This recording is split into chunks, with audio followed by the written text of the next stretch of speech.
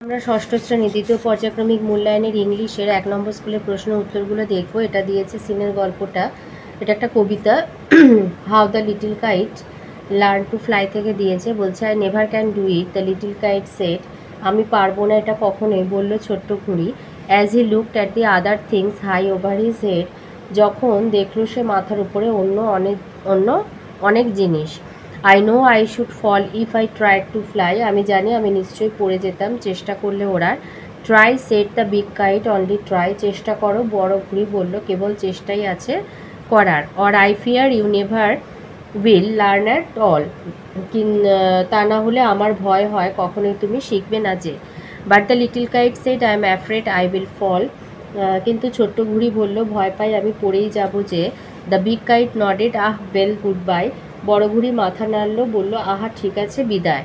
I am off and he rose toward their tranquil sky, চললাম আমি, সে উঠল তাদের শান্ত আকাশের দিকে। এর দাগে আয়ের প্রশ্নটা বলছে what did the little kite think, ছোট্ট ঘুড়িটা কি ভাবছিল। The little kite thought it could not, the little kite thought it could not fly, the little kite thought it could not fly. Number 2, what was the suggestion of the big kite to the little one, বড় ঘুড়ি ছোট ঘুড়িকে কি মানে প্রস্তাব বা বুদ্ধি দিয়েছিল বলতে পারো। The big kite told the little kite to try and try again, otherwise he would never learn the art of flying. তো বড় ঘুড়ি ছোট ঘুড়িকে মানে বুদ্ধি দিয়েছিল বা সাজেশন দিয়েছিল যে চেষ্টা করো, শুধুই চেষ্টা, নইলে তুমি কখনোই ওড়ার কৌশল শিখবে না। বিদ্যাগে আসি, বিদ্যাগে বলেছে complete the following sentence from the poem. আইতে আছে the little kite was afraid to fly, ছোট্ট ঘুড়িটা উঠতে ভয় পাচ্ছিল। Number 2, the big kite rose towards their tranquil sky, বড় ঘুড়িটা তাদের শান্ত আকাশের দিকে উড়ে গেল। ট্রাঙ্কুইল মানে শান্ত। সিতে দিয়েছে find out the words from the poem which mean the following, মানে synonym, same word English meaning. আইতে আছে কাম অ্যান্ড কোয়াইট হবে ট্রাঙ্কুইল, আর নাম্বার 2তে আছে ফ্রাইটেন্ড হবে অ্যাফ্রেড। আনসিনে আসি, এটা বলেছে ইট ওয়াজ এ ডার্ক নাইট, এটা ছিল একটা মানে গভীর রাত। A blind man was going on a road, একটা অন্ধ মানুষ একটা পথ দিয়ে যাচ্ছিল। He had a lamp in his hand, তার হাতে ছিল একটা বাতি। Two men laughed at him, তো সেটা দেখে দুটো লোক হাসাহাসি করছিল। ওয়ান অফ দেম সেড, সেই দুটো পথিকের একজন বলছে what is the use of a lamp to a blind man, তো বলছে একজন অন্ধ মানুষের আলো কী কাজে লাগবে। The other called the blind man a fool, তখন দ্বিতীয় পথিক তা বলছে যে অন্ধ লোকটা বোকা। The blind man heard this, তো সেই দুই পথিকের কথা অন্ধ মানুষটা শুনেছিল। হি সেড, তখন সে বলল the lamp is not for me, বলছে বাতিটা আমার জন্য নয়, it is for those people who are careless, এই আলোটা তাদের জন্য যারা অসতর্ক হয়ে রাস্তায় চলাচল করে। They will not notice me in the darkness, তারা আমাকে অন্ধকারে দেখতে পাবে না। The lamp will show them the way, এই আলোটাই তাদেরকে পথ দেখাবে। The two men felt sorry for their foolishness, তখন সেই দুই পথিক তাদের বোকামির জন্য দুঃখিত বোধ করলো বা সরি ফিল করলো। এতে আছে এর আইতে বলেছে what did the blind man carry, অন্ধ মানুষটা কী নিয়ে যাচ্ছিল। The blind man had a lamp in his hand. Number 2তে বলেছে why did the two men fell sorry, the two men felt sorry for their foolishness. বিতে আছে true false বলতে বলেছে আর supporting statement. It was a moonlit night, false it was a dark night. Moonlit night মানে চন্দ্রালোকিত রাত আর কি, জ্যোৎস্না আলো ভরা রাত বলছে, তো সেই জন্য ফলস it was a dark night, এটা একটা ঘন কালো আর কি অন্ধকারময় একটা রাত ছিল। Number 2, the two men felt happy for their cleverness, দুটো লোক তাদের মানে চতুরতার জন্য আনন্দ পাচ্ছিল, এটাও false. The two men felt sorry for their foolishness, তারা বোকামির জন্য তারা দুঃখ পেল। C, find out words from the passage which mean the following. এতে আছে ডিভাইস ফর গিভিং লাইট, বলছে একটা যন্ত্র যার সাহায্যে আলো পাওয়া যায়, lamp. Number 2, failure to give sufficient attention, failure to give sufficient attention হবে কেয়ারলেস।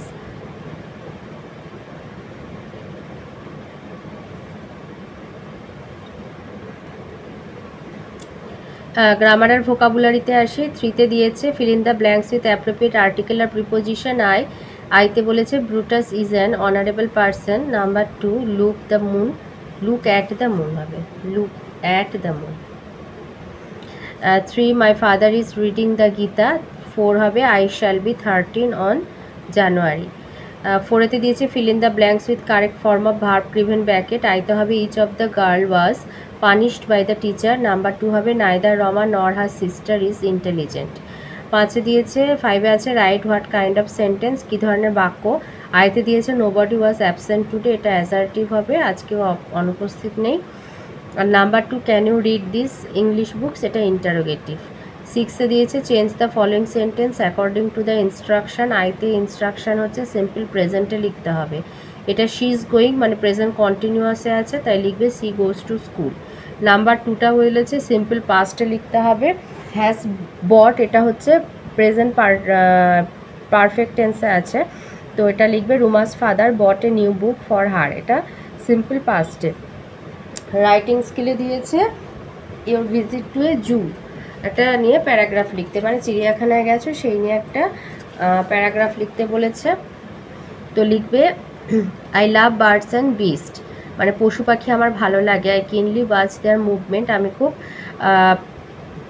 মানে তীক্ষ্ণভাবে তাদের চলাফেরা দেখি। স্টাডি দেয়ার গেস্টার, তাদের ভঙ্গিগুলো লক্ষ্য করি। How funny and strange they look, কি মজার এবং অদ্ভুত দেখতে তারা লাগে। But almost all of them are our pets, কিন্তু তাদের বেশিরভাগই হচ্ছে আমাদের পোষা। They are a common sight in our surroundings, তো আমাদের চারপাশে সেটা একটা সাধারণ দৃশ্য। To see their wild counterparts was a dream to me, তো বন্য পরিবেশে প্রাণীরা কীরকম থাকে সেটা দেখা আমার কাছে একটা স্বপ্ন। At last that dream came true, তো সেই স্বপ্নটা আমার একদিন সত্যি হলো। Uncle took me to the zoo in Kolkata, Kolkata চিড়িয়াখানায় আমার আঙ্কেল আমাকে নিয়ে গেল। The moment I enter the Alipur zoo, যখন আমি আলিপুর জুয়ে প্রবেশ করেছিলাম, আই ওয়াজ থ্রিলড, আমি রোমাঞ্চিত হচ্ছিলাম। A great variety of animals in one enclosed area, একটা মানে ঘেরা এলাকার মধ্যে এত ধরনের বন্য প্রাণী রয়েছে। From the কেজেস of birds started my visit, পাখিদের খাঁচা থেকে আমার দেখা শুরু। I watched the reptiles with শির ওয়ান্ডার, তো আমি রেপটাইলস মানে হচ্ছে সরীসৃপ, সাপগুলোকে আর কি খুব ভালো করে লক্ষ্য করলাম। The crocodiles some basking in the sun, কেউ রোদে আর কি রোদ পোহাচ্ছিল। And the other floating on water were simply awesome, এবং কেউ কেউ জলে সাঁতার কাটছিল, ভেসেছিল আর কি, সেটা দেখতে খুবই সুন্দর ছিল। The big elephants were a happy side, বড় হাতিকে দেখেও খুব আনন্দ লেগেছিল।